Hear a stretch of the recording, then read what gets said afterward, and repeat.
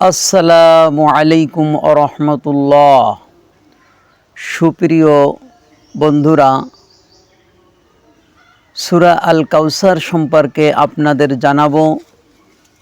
পবিত্র কোরআনের 108তম সূরা কাউসার যখন নাজিল করা হয়েছিল রাসূলুল্লাহ সাল্লাল্লাহু আলাইহি ওয়াসাল্লামের উপর, তখন নুরানি চেহারায় নূরের আলোক রশির ঝলক দেখতে পেয়েছিলেন সাহাবে কেরাম।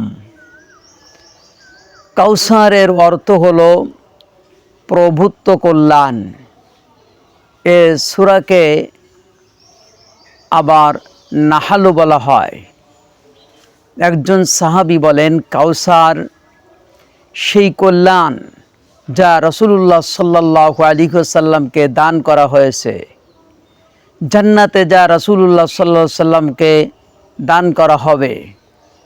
এ সূরায় 3টি আয়াত রয়েছে। এই 3টি আয়াতের ফজিলাত অত্যাধিক, যা কোরআন ও হাদিসে উল্লেখ রয়েছে। প্রিয় বন্ধুরা, সূরা কাউসার বেশি বেশি করে তেলাওয়াত করলে শত্রুর অনিষ্টতা থেকে হিফাজত থাকা যায়।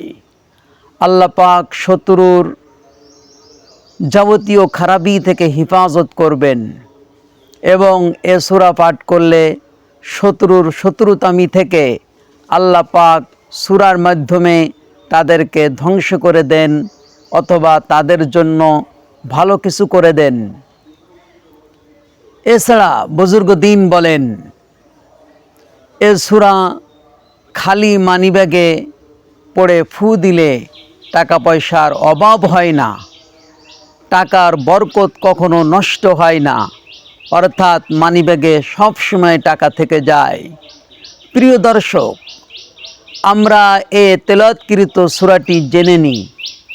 বিসমিল্লাহির রহমানির রহিম।